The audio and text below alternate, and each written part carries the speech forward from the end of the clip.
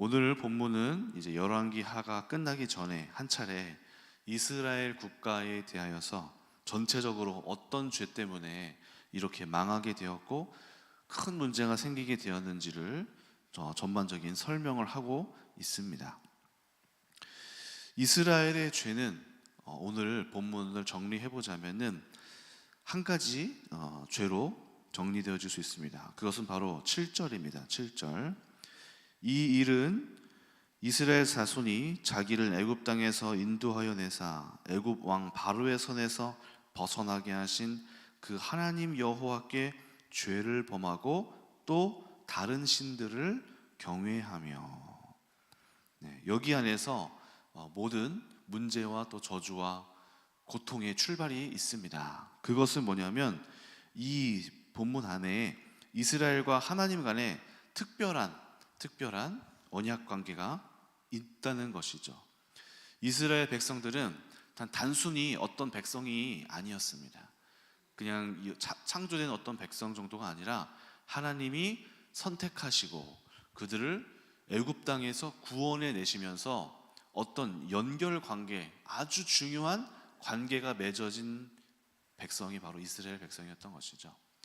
그래서 성경에서 많이 표현된 이스라엘과 하나님과의 관계는 부부와 같다, 결혼의 상태로 많이 표현이 됩니다. 하나님이 이스라엘을 그 저주에 받고 있던 고통의 땅에서 그들을 싹 다 구원해 내시면서 신의 산 호렙산에서 하나님과 이스라엘 백성이 언약을 세우시죠. 그래서 많은 이 장면을 하나님과 이스라엘이 혼인하는 것과 같다. 그래서 나는 너의 하나님이 되고 너는 나의 백성이 되리라. 내가 너희와 동행하리라 하면서 이 언약을 맺게 됩니다. 그래서 이들과 하나님과의 관계는 특별한 관계요, 부부와의 관계요, 다른 나라들과 하나님과는 다른 굉장한 연합을 이루어진 관계인데, 이들이 어떻게 한 것이죠? 이들이 바로 그 혼인적 관계를 배반하고 하나님 앞에서, 그리고 사람들에게, 이방 사람들의 우상을 섬기며 영적인 간음을 한 것과 같이 하나님이 보시는 것입니다. 그래서 이들의 우상 섬김은 단순한 우상 섬김 정도가 아니라 하나님께서 구원하셨고 구출해 내셨음에도 불구하고 그 하나님을 따르지 않았던, 하나님의 소유되었고 하나님의 구속이 된 자들이 하나님을 떠난 것과 같은 그런 죄들을 범한 것이죠. 하나님은 오래 참으셨습니다. 오래 인내하셨습니다. 그래서 그 예시로 마치 호세아서와 같은 이야기를 했습니다. 호세아서에 고멜이라는 여자가 호세아와 결혼했는데, 결혼해서 아이 셋을 낳고도 다른 남자의 사랑을 구하러 또 떠나가는 모습. 그러나 하나님께서 호세아에게 그럼에도 불구하고 가서 다시 데려와라.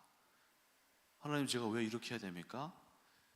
내가 이 고멜을 너가 사랑하는 것처럼 행하는 이 행동이 마치 내가 나에게 계속해서 끊임없이 다른 우상을 섬기며 영적인 간음을 하는 너희를 사랑함과 같이 내가 끝없이 너희를 향하여서 구원의 손길을 내밀고 끝까지 인내하고 계속해서 너희를 내 품으로 돌이키려 하노라. 하나님께서 수많은 기회와 또 그들을 향하신 손길을 그치지 않으셨던 것이죠. 그럼에도 불구하고 이들의, 이 이스라엘의 죄가 너무너무나 가득했고 그들의 고집과 아집이 가득하여서 이들이 하나님께 오지 않았습니다. 그래서 여기 보면은 문제는 뭐냐면 바로 이들의 목이 아주 견고하게 세워져 있다는 것입니다. 14절을 볼까요? 13절부터 보겠습니다. 여호와께서 각 선지자와 각 선견자를 통하여 이스라엘과 유다에게 지정하여 이르시기를, 너희는 돌이켜 너희 악한 길에서 떠나 나의 명령과 율례를 지키되 내가 너희 조상에게 명령하고 또 내 종 선지자들을 통하여 너희에게 전한 모든 율법을 행하라고 하셨으나 그들이 듣지 아니하고 그들의 목을 곧게 하기를 그들의 하나님 여호와를 믿지 아니하던 그들의 조상들의 목같이 하여. 이게 문제인 것입니다. 이들이 율법을 몰라서 안 지킨 게 아니고 이들이 율법을 굳은 마음으로 자신들의 자존심을 지키고 자신들의 자아를 지키느라 하나님의 말씀을 듣지 않은 것이죠. 어떤 권면이 이루어졌을 때 네가 뭘 안다고 나한테 이런 이야기를 하느냐, 당신이 내 자존심을 건드리냐, 선지자 주제에 왕의 일을 왕에게 명령하느냐, 나에게 당신이 뭔데 나한테 그런 말을 하느냐, 왜 내 감정을 이렇게 알지도 못하면서 얘기하느냐, 왜 나보고 이런 것까지 하라고 하느냐. 다른 문제가 아닌 것이죠. 옳고 그름의 문제가 아니라 자아가 너무 강해서 자기 자신을 생각하는 마음, 또 자기를 존중하는 마음이 너무 강력한 나머지 하나님이 사람들을 통해서 하시는 권면을 듣지 못하는 것, 또 사람들의 이야기를 통해서 들려오는 자신을 향한 하나님의 어떤 메시지들을 하나님이 말씀하셨다라고 듣지 못하고 사람들 앞에서 내가 숙여진다, 사람들 앞에서 내가 자존심이 꺾인다 라고까지만 생각하기 때문에 사람들 앞에서 꺾이는 것 같지만 집에 가서 되살아나고, 꺾여져서 내가 눌리는 것 같지만 복수를 품고, 하나님 앞에서 꺾이지 않고 사람에게서 꺾이기 때문에 그 마음이 완전히 파쇄되지 않고 마지막에 끝까지 이걸 참고 있다가 다른 곳에서 폭주시키고, 이런 일들이 발생하게 되는 것이죠. 그러니까 꺾인 게 아니라 꺾이는 척한 거고, 자존심이 무너진 게 아니라, 자아가 파쇄된 게 아니라 파쇄된 것처럼 보이지만 독을 품고 있고 악을 품고 있고 복수를 꿈꾸고 있죠. 그것들이 사람 앞에서, 사람에게서 자신들의 인격이 무시당했다라고 생각하고 그 뒤에 계신 하나님께서 하셨다라는, 이스라엘 백성도 왕처럼 여기 있는 왕들이 똑같잖아요. 하나님이 이 사람들과 이 상황을 통해서 하시는 말씀인데 그거를 선지자가 말했다고 듣고, 저 사람 나의 신하가 나에게 말했다고 들으니까 듣지 못하고 목이 뻣뻣해져서 나를 무시하냐고 오히려 더 강하게 반발하고 어떤 이 보호 본능으로 자신을 보호하고 이렇게 이런 행위를 하게 되는 것이죠. 이스라엘은 참 어리석어 보입니다. 어떻게 보면은 왜 이렇게 우상을 섬길까? 하나님이 참 좋으신 분인데 왜 이들이 하나님을 섬기지 못하고 왜 이렇게 어리석은 우상을 섬겼을까를 생각해 볼 필요가 있습니다. 여기에 보니까 어떤 죄악들이 있습니까? 10절 보겠습니다. 모든 산의 위에서 푸른 나무 아래에 목상과 아세라상을 세우고 또 여호와께서 그들 앞에서 물리치신 이방 사람과 같이 모든 산당에서 분향을 하며 여호와를 경노하게 하셨으니. 16절 그들이 하나님 여호와의 모든 명령을 버리고 자기들을 위하여 두 송아지 형상을 부어 만들고 또 아세라 목상을 만들고 하늘의 1월 성신을 경배하며 또 바알을 섬기고 또 자기 자녀를 불 가운데로 지나가게 하며 복술과 사수를 행하고. 여기 보니까 하나님을 섬기는 방식을 분명히 알려줬는데도 그걸 안 섬기고 1월 성신을 섬기고 바알을 섬기고 아세라상을 섬기고 두 송아지를 만들고, 이렇게 꼭 하나님을 섬기면 되는 건데 왜 이렇게 어리석게 행할까 싶을 정도로 참 이해가 안 되는 모습을 보여줍니다. 이 우상은 특히 바알과 아세라를 섬길 때에는 이들의 제사 방식이 있었는데요, 이들은 성적인 제사를 드렸어요. 제사를 드릴 때 우리는 예배를 드리고 찬양을 하고 이런 행위를 하잖아요. 바알과 아세라를 섬길 때에는 이 여사제들이 있습니다. 그래서 이들이 성적인 관계와 또 성적인 어떤 흥분의 상태를 만들어내서 그 바알과 아세라를 자극해야 된다. 그리고 그들이 그렇게 그걸 보고 비를 내려주고 비옥한 땅을 만들어준다. 이런 개념이 있었어요. 그래서 바알과 아세라를 섬길 때에는 성적인 행위가 이루어졌습니다. 공개적으로. 어디 그뿐입니까? 여기 보니까 어떤 것들이 있습니까? 17절, 또 자녀들을 불 가운데로 지나가게 하며.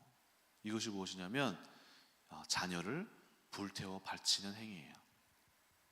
이런 행위로 서슴지 않고 이스라엘이 이방에서 행하는 그 모든 숭배의 방식들을 취하여 와서 그 행위를 했다는 겁니다.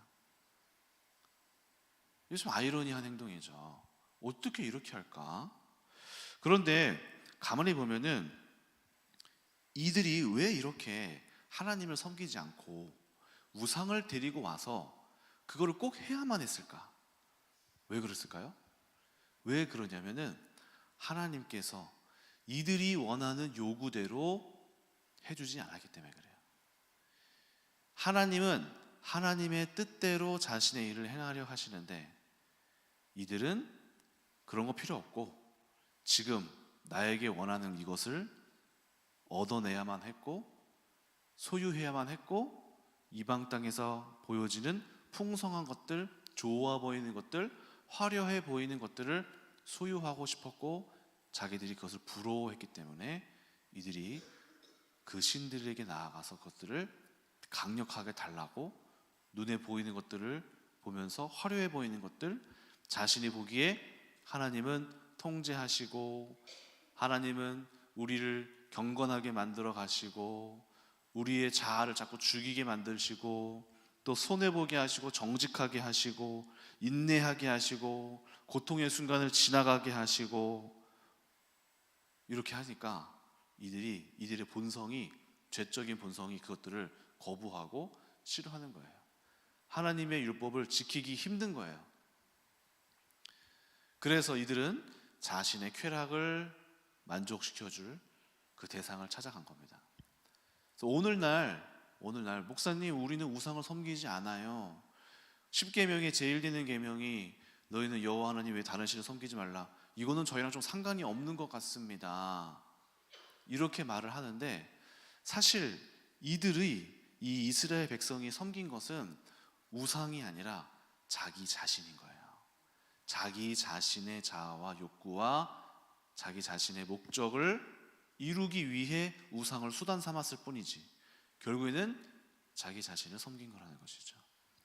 오늘날도 마찬가지로 오늘날도 우리가 목사님 우리는 우상 안 섬겨요. 무슨 말씀이세요? 어떻게 우리가 우상을 섬깁니까? 교회 나와서 예배 드리는 사람이. 저희는 우상 제일 계명은 저희랑 상관이 없네요 라고 하지만 사실 이 본질적인 우상의 출발점을 찾아보면 자기가 원하는 바를 이루어주기 위한 행위인 거예요. 그런 면에서 오늘날 우리도 역시 어떤 우상을 섬깁니까? 바로 자기 자신의 목적을 이루어내라.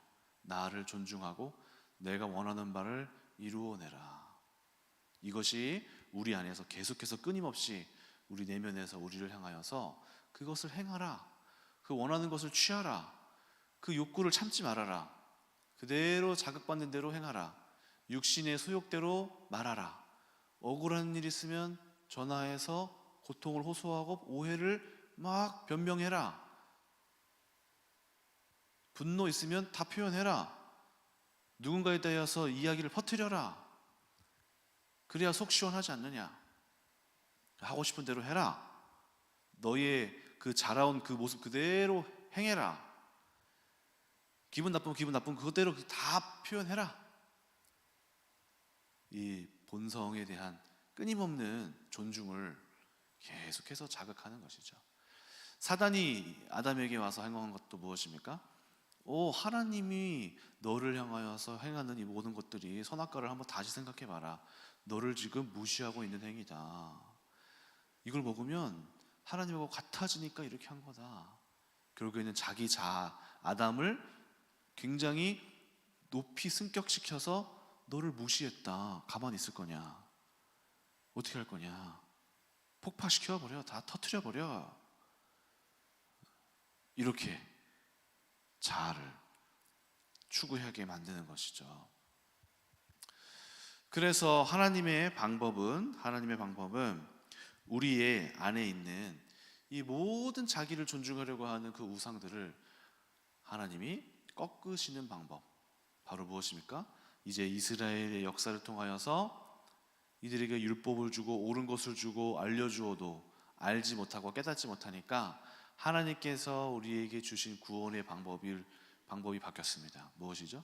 바로 예수 그리스도를 통하여 이들을 구원에 이르게 하시고, 이미 구원을 보게 하시고 믿음으로 그 구원을 이루게 아예 하시고, 성령을 우리 마음 가운데에 보내셔서 우리 가운데 하나님의 영을, 그리스도의 영을 우리의 심령 위에 심으셔서 그가 말씀하시고 그가 우리에게 가르치시고 그가 우리에게 훈계하시고 그가 우리 속에서 충만히 역사하시는 그 음성을 듣고 순종하며 하나님의 도를 따르게 가도록 하시는 그 신약의 방법을 택하신 것이죠.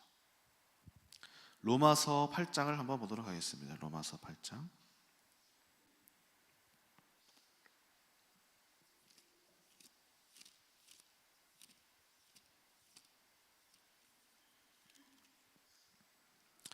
로마서 8장 4절, 3절도 보겠습니다. 2절도 보면 좋을 것 같아요. 이는 그리스도 예수 안에 있는 생명의 성령의 법이 죄와 사망의 법에서 너를 해방하였습니다. 율법이 육신으로 말미암아 연약하여 할 수 없는 그것을 하나님은 하시나니 곧 죄로 말미암아 자기 아들을 죄 있는 육신의 모양으로 보내어 육신의 죄를 정하사 육신을 따르지 않고 그 영을 따라 행하는 우리에게 율법의 요구가 이루어지게 하려 하심이니라. 자, 율법의 요구는 무엇입니까?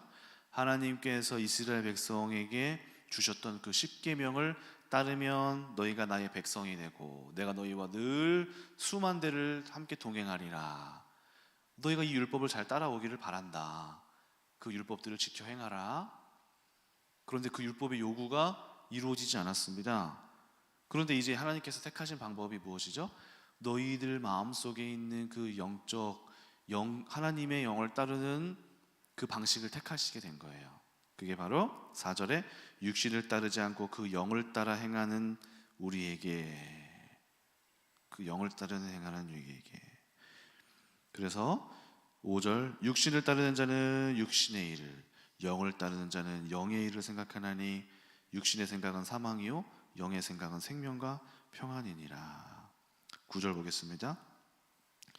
만일 너희 속에 하나님의 영이 거하시면 너희가 육신에 있지 아니하고 영에 있나니 누구든지 그리스도의 영이 없으면 그리스도의 사람이 아니라. 그러니까 하나님이 가장 먼저 시작하시는 일이 우리 마음속에 하나님의 영을 주시는 일이에요. 그게 영적인 탄생, 거듭남. 이게 바로 하나님 앞에서 새로 태어나게 되는 것이에요. 근데 그 새로 태어남은 그 영적인 하나님의 음성을 우리가 딱 구원을 받는다고 해서 바로 알아차려지고 깨달아지고 되는 게 아니에요. 왜냐하면 우리의 삶은 20년, 30년, 40년을 계속해서 그냥 내 자아의 욕구와 요구를 그대로 들으면서 왔기 때문에 성령의 음성을 잘 듣지 못하는 거죠. 그래서 교회 생활을 통해서 성령의 음성은 이것이니까 그 음성을 귀 기울여 듣고 당신 안에 성령께서 하시는 말씀을 들어보세요. 우리가 아무리 말해도 사람이 말하는 것을 그냥 듣는 정도면은 그건 역시 또 사람의 어떤 겉면이에요. 하나님께서 여러분 내면 속에서 그 여러분 안에서 주인 되시는 그 하나님이 하시는 그 말씀을 듣고 순종하기까지 이르는 것. 그러니까 하나님 앞에 순종함, 사람 앞에서 순종함이 아니라 하나님 앞에 순종함. 이것들이 우리 가운데에서 행해져야 될 때 참된 순종과 영적인 굴복이 이루어지게 되는 것이죠. 그래서 10절, 또 그리스도께서 너희 안에 계시면 몸은 죄로 말미암아 죽은 것이나 영은 의로 말미암아 살아있는 것이니라. 이게 어떤 상태일까요? 몸은 죽었지만 영은 살았다. 하나님을 믿고 나서 얼마 되지 않고 또 우리의 신앙생활을 해나가는 과정 중에 있는 상태가 바로 이런 상태 아니겠습니까? 육신은 죄로 있지만 죄로 죽어서, 죄로 죽었다는 말은 사실 죄에 대하여 살았다는 말이에요. 그렇죠? 죄로 죽을 몸이라는 말은 대신에 우리의 영혼은 살아있어요.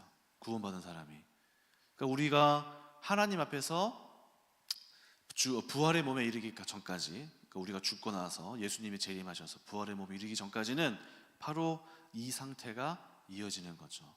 육신의 몸은 계속해서 끊임없이 우리를 자극하고 우리에게 끊임없이 죄의 정욕을 말하고 있지만 우리의 영은 그 안에서 하나님이 살아계셔서 이거를 끊임없이 싸우도록 하시는 이 상태, 이것들이 지금 오늘 이 본문에 나타난 말이죠. 그래서 11절, 그러나 마침내 어떻게 될 것입니까? 예수를 죽은 자 가운데에서 살리신 이의 영. 예수를 죽은 자 가운데에서 살리신 이는 누구십니까? 누가 예수를 죽은 자 가운데에서 살리신 이죠? 하나님이잖아요. 하나님의 영이 너희 안에 거하시면 그리스도 예수를 죽은 자 가운데에서 살리시니 하나님이 너희 안에 거하시는 그 영으로 말미암아 너희의 죽을 몸도 살리시리라. 마침내 우리에게 주어지는 이 죽을 몸도 하나님 앞에서 부활하게 되는 역사가 약속되어 있는 것이죠. 우리에게 이제 주어진 조건은 이제부터는 무엇입니까? 바로 영적인 싸움. 나의 육신의 자아와 죄성과 살아계신 하나님의 영이 끊임없는 이제 전쟁을 시작하는 거예요. 전쟁. 그래서 우리에게 하나님이 계속해서 주시는 이 자아. 근데 우리의 자아는 어떻죠? 아까 이스라엘 백성처럼 목이 고자요. 옳고 그름을 몰라서, 우리가 성경을 몰라서 순종하지 못하는 게 아니라 목이 곧아서 못 지키는 겁니다. 그러면 하나님이 그래서 이거를 꺾으시기 위해 어떻게 하실까요? 바로 우리 가운데에 많은 문제와 사건과 우리를 고통과 어려움 속에서 우리를 꺾으시는 거예요. 왜 그러냐면은 꺾이지 않으면 듣지를 않거든요. 절대로 듣지 않는 게 인간이에요. 결코 듣지 않는 게 인간이에요. 이스라엘 이 왕들의 사건을 한번 보세요. 수많은 왕들이 지나갔습니다. 하나님이 많은 말씀들을 보내셨습니다. 꺾이지를 않아요. 이것들이 인간의 우리의 모습을 보여주는 거예요. 우리의 모습들을. 근데 어떻게 해야지 하나님이 사시죠? 갈라디아서 2장 20절 사도 바울이 했었던 고백 우리가 알고 있지 않습니까? 우리가 십자가에 죽어서 예수님과 나는 죽고 그리스도께서 내 안에 살아서 역사하는 모습, 이게 완성된 하나님의 모습이 되는 거죠. 우리 예수 그리스도의 형상, 우리에게 하나님이 명령하신 새로운 그 형상, 목적, 우리가 바라보아야 할 하나님이 우리에게 보여주신 좋은 롤모델, 이렇게 따라가라고 보여주신 건데 우리가 그 작업을 이제 계속 해나가는 것이 신앙생활인 것이죠. 그래서 이 싸움, 하나님이 여러분들에게 어떤 사건과 어떤 이슈와 어떤 다뤄주시는 것과 여러분들의 자아를 건드리는 것과 여러분들의 죄성을 건드리는 사건들이 바로 하나님께서는 이거를 통하여서 계속해서 우리에게 우리의 자아를 꺾고 하나님에게 굴복하고, 그럼 또 시간 지나면 또 자아가 올라와요.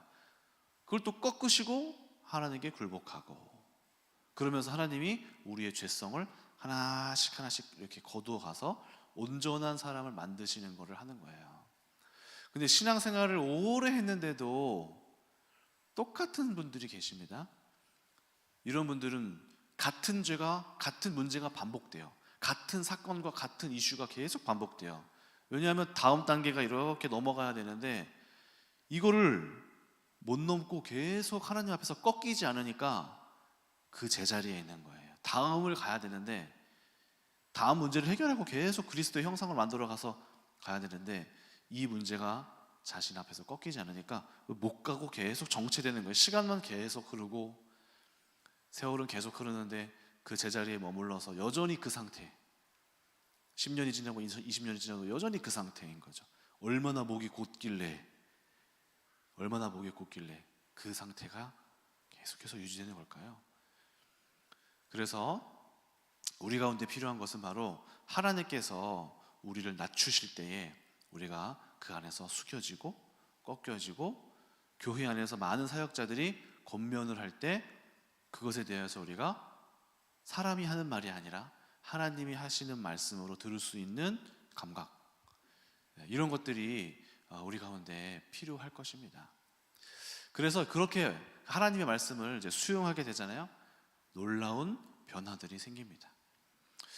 이번에도 제가 이제 우리 목장 모임을 이렇게 같이 하는데 한 친구가 좀 예배를 드리는 것이 필요해, 새로운 이제 남자 청년이 한 명이, 어린 친구가 생겨서 그 친구 집에 가서 이제 가정 예배를 드려주자 하고 그 친구 집에 가게 됐어요. 그래서 이제 그 친구는 뭐 이미 그 전부터 제가 같이 기도하고 하면서 많이 좀 좋아졌는데, 가서 이제 예배를 드려주는데 그 친구의 누나가 있는 거예요. 근데 그 친구의 누나가 우리 목장 모임하는 친구들의 어렸을 때부터 같이 자라왔는데 20살 때 딱 교회를 안 나오기 시작했어요. 그리고 3년이 지났어요. 그래서 저희가 이제 딱 가니까 방에서 안 나오는 거 있죠. 부끄러워가지고. 그래서 저희가 문 열고 나와라, 우리 왔다 하고 잘 지냈냐 하니까 이제 멋쩍어 하면서 이렇게 하면서 나오더라고요. 그래서 이제 같이 이제 밥 먹고 이렇게 얘기를 하는데, 우리가 예배 드릴 거야 했더니 같이 또 드리겠다는 거예요. 그래서 안 들어가고 있네. 왜 그러지? 아까 안 나왔던 애가. 그래서 예배를 드리려고 하는데, 제가 이제 예배를 드리려고 하다가 말씀 공부를 하려고 이제 했어요. 사실 말씀 공부를 하려고 하다가 이게 좀 아닌 것 같아.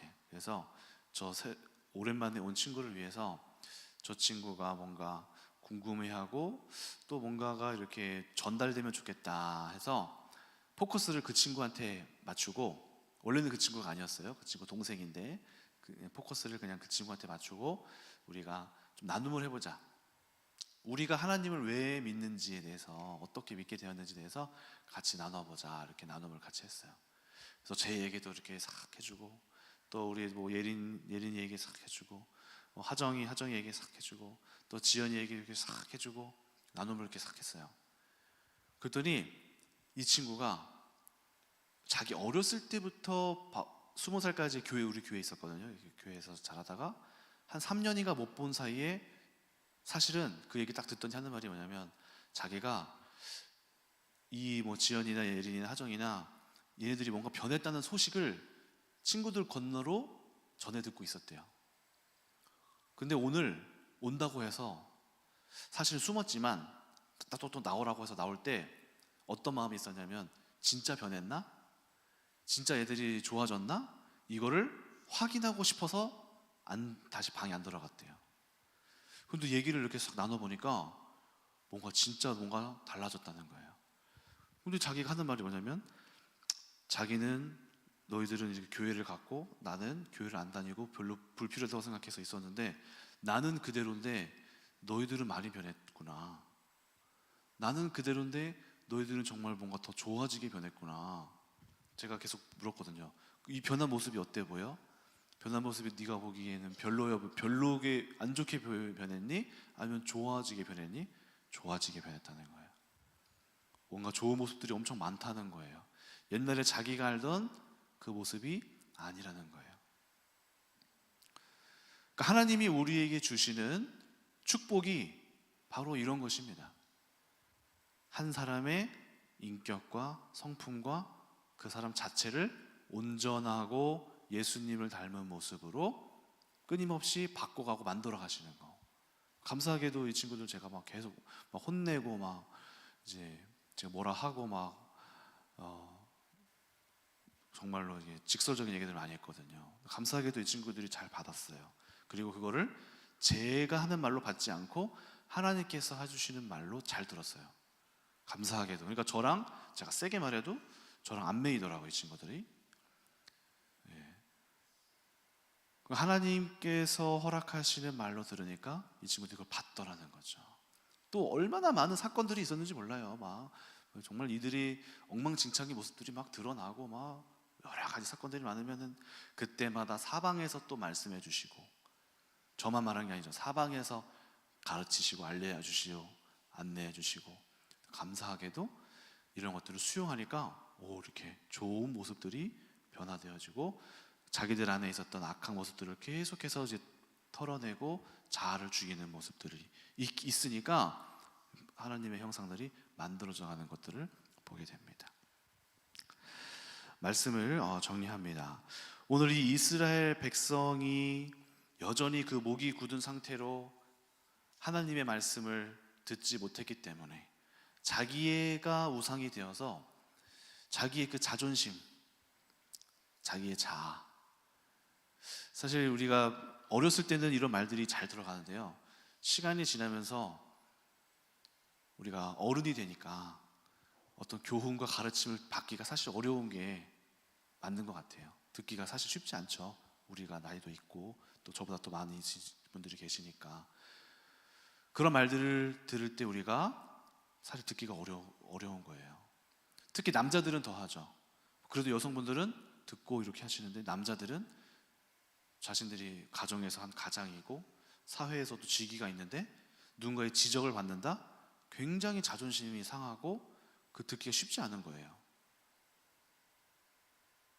그래서 또 어떻습니까? 직장에서도 또 자기의 상사에게서 어떤 이야기를 듣고 뭔가를 들을 때 그 자존심이 상하지만 이게 사람 앞에서 듣는 것이 문제인 거예요. 사람 앞에서 들어서 내가 잠깐 숙이지만 속에서는 복수를 꿈꾸고 있고 이거에 대해서 굉장한 분노를 품고 있단 말이죠.